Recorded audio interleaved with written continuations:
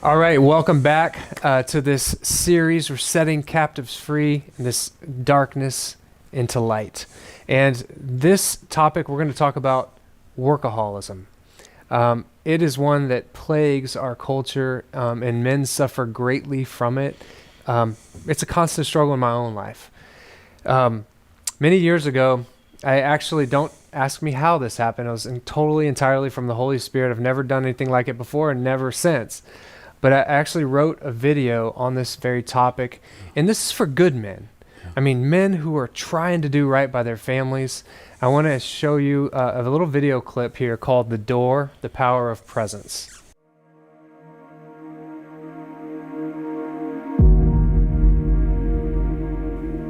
Today is the day. It's happening again. I walk through the door and the drama of real life begins. The choices seem small and maybe harmless at first. It's okay, I'm a good dad, right? Things could be worse, my kids want for nothing. They have everything they need, my work never ends, but I'm not doing it for greed, it's all for them. That's what I tell myself. I've sacrificed my health pursuing wealth, and now what else? The kids want to play? My day is demanding. Can't you see? I'm the man at my office and they're all counting on me, so I don't understand, honey. You know this is real. Why are you turning this into such an ordeal? I give all that I am from sun up to sundown. It's not like I'm out here fooling and just messing around. I'm hustling to provide for you, cause that's what I'm about. Not now, son, be quiet. Get out. I'm just one man, but my workload is 3. Sometimes I feel these 4 walls closing on me. Yeah, I admit it. I do love the thrill, it's just you have no idea the stress that I deal with. We meet at the table. I feel like I'm doing my part, but what's going on with these kids? I don't even know where to start. I don't relate to them, their gadgets, and really a little girl with a phone. I try to start a conversation, but Dad, just leave me alone. She puts the kids to bed. Maybe tomorrow I'll help. I just need to shut down right now with this day I've been dealt, so I turn on the TV, and I can't believe what I see. What's going on with this world? This isn't how it's supposed to be. This next generation is entitled. They don't know how to work hard. And then my wife walks in and catches me off guard. She's nagging and complaining about God knows what. Another day, another argument. My marriage is in a rut. How could I have gotten here? God, please, how could this be? I know for certain it's their fault. Of course it's not me. Enough is enough. My life is off track, and in a moment of anger I finally shout back. I haven't stopped working since I walked through that door. She walks away tearful, and I'm reminded.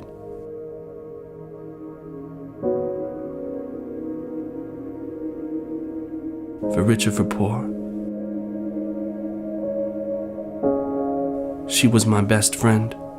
Our days filled with laughter, we dreamed of life and family and happily ever after. Nothing else mattered but the love of my life. I whispered sweet nothing, she said yes, became my wife. I would do anything to make her happy. That was always my goal. I was so deeply in love and my heart was so full. As the years have passed by, much has changed, but I'm starting to see. I've been pointing fingers at others, but the truth is, that man is me. Families are falling apart, I know it, I've seen it all in the stats. By the age of 6, a child has spent more time with TV than a lifetime of talks with dad. I can't even believe that. I've never heard anything so sad, and now I'm even making myself mad.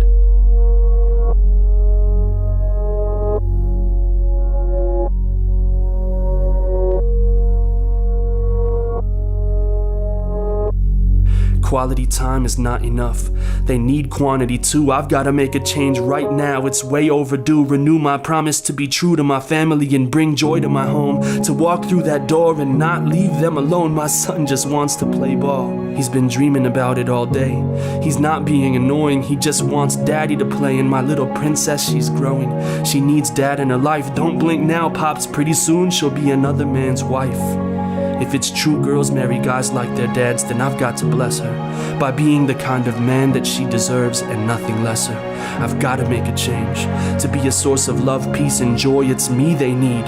They won't get it from some toy or any ploy to try and buy their happiness by giving presents. What my family really needs is the gift of my abiding presence. Even good men sometimes, they look far and wide to find their real worth, but they forget to just look inside. It's a blessing that some get to travel the world as missionaries who roam, but just as important, if not more, we need missionaries at home. Your greatest blessing in life is being a husband and a father. This is it right here. You won't get a better offer. It's a responsibility, a dignity, a vocation we know. So let's live up to our calling and see the fruit start to grow. To be called a father, what an honor. To share the same title as God in His divine revelation, no wonder it's the pathway to our eternal salvation. The road to heaven is not easy. It's narrow and more. But the choice is for real, and every day it passes right through that door.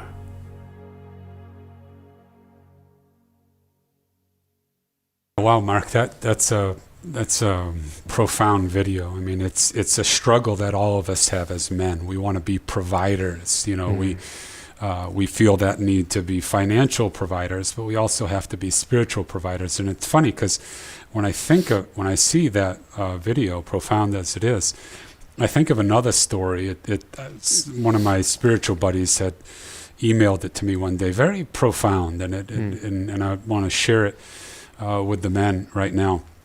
And basically what it is, it's a skit between a father who's coming home from work and his 6-year-old son. So the father walks through the door at home, kind of brushes off the 6-year-old boy, almost like the father did in the door, and walks over to the wife. He's, caught up in the daily events. And the father finally sits down. The son comes over and says to his father, "Dad, how much money do you make?"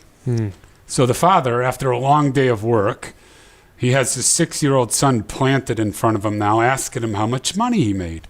And he got really offended. So he said, "Son, what kind of question is that?" He said, "Go to your room. Your father works hard all day long. I come home and I have you asking questions about money, how much money I make." And he says, "But if you need to know, I make $100 an hour. But go to your room." So the little boy, 6-year-old boy, goes to his room, tears in his eyes, brokenhearted. His father's just yelled at him. So the father, after about an hour, cools off a little bit and says, "I'm going to go in there and talk to my son. I handled that the wrong way. I feel bad. I've had a long day at work, very stressful, very frustrating. We've all lived that experience." He opens up the door, and his son is in bed, still crying, tears in his eyes. So he walks over to the bed and he says to his son, "Son, I handled that kind of bad. I should have been more sensitive to you." He said, "Do you need some money?" And the young 6-year-old boy says, "Yeah, I really need $50, Dad." Ooh, then the father blows up. He said, $50? And as the son was saying $50, he was reaching under his pillow, kind of counting the stacks that he had to see how much money he needed. And then the father goes berserk again. He said, "I just came in here to apologize to you. And here you are asking for money, and you already have money under your pillow." And then here we go again. The tear rolls down the 6-year-old's face. And the father says to the son, he said, "Why are you asking me for money when you already have money under your pillow?" Yeah. He said, "Dad," he said, "well, now I have $100. Can I buy an hour of your time?" Gosh. Because Dad, all I want you to do tomorrow when you come home is for us to spend time together. And how often, guys, listen, we are all going to be on our deathbed one day. We are all going to be preparing to meet the Maker. And one of the things you've never heard a man on his deathbed complain about is spending more time at work or "I wish I got that promotion." What they do complain about is not spending more time with that 6-year-old son. Yeah, as you were saying that, I was just, gratitude in my heart was welling up for Steve Bowman and That Man Is You presence. I know I'm currently running That Man Is You, but it didn't start that way. And I learned fatherhood from That Man Is You, from Steve Bowman. And he would say things like, "You want to be a saint? Go home and bring joy to your family. Go home and play with your kids. Waste time with your kids." Right? We have this step number 3, give God some of your time. And that's supposed to be about prayer, and I totally get that. But it's also, we find God in others, right? And I think we do give God time in the home as our husbands and fathers, right? We're not necessarily going to spend 3 hours a day in adoration like Mother Teresa, right? But we need to be spending that time. Yeah. 3 hours. We need to spend our time with our spouses. We need to be spending time with our children every day. In meaningful time, Meaningful guys. time, yeah.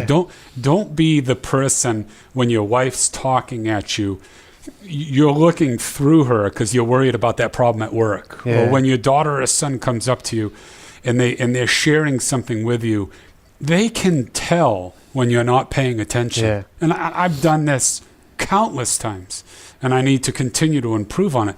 It needs to be meaningful time. They need to feel that you're happy that they're in your presence. Yeah. Right? Meaningful time. Yeah, I think this is one of the most profound things. This may be too, my mind thinks this way, but maybe too out there. But I think about God the Father in this way, that, there's this concept of his condescension. He had to come down in order to be one of us and to be with us. He's on high. So it's an act of humility for him to come down. Radical humility. Radical humility. And I think about this moment that the man goes through as he walks through the door in the day, and this is what's behind this video, is a condescension needs to take place. In our minds, we're high and lofty. Sure, Our work sure. is so important. Sure. Everyone in my office is counting on me, right, from the video, and all these things depend upon us, and there's the thrill of it, and we like it, but at the same time, it's killing us. Yeah. And it's like when I come through the door, so one thing I try to do very practically, I got little kids still, like literally after coming down, and they're running to give me a hug, I don't just let them hug my long legs. Yeah. I go down To them. Yeah. down, so we're face to face, and it reminds me of this theological thought of coming down and being with them. What do they want to talk about? We must decrease so he can increase. Yeah. But our family is a way really we want to walk through the door and someone put a crown on us. Yeah. And a purple robe on us and give us our Thanks staff. for working so hard today, Thank you, Dad. You're for the electricity. Yeah, you're such which we could care less about. You only care about it if When you you have pay to the pay bill. for it. But there's the humility.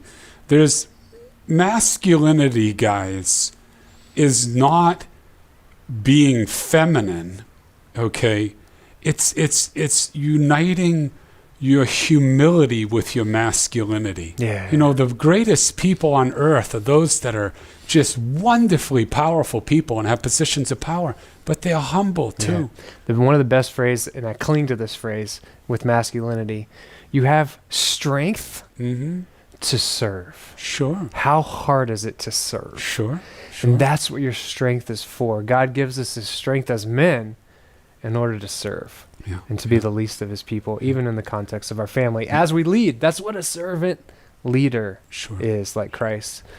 So, eat dinner together with your family. Yeah, I mean, that's mandatory. That's the advice there. And so we've been working our way through. We have one more week we're going to come back to, or one more session next time, and we'll see you then.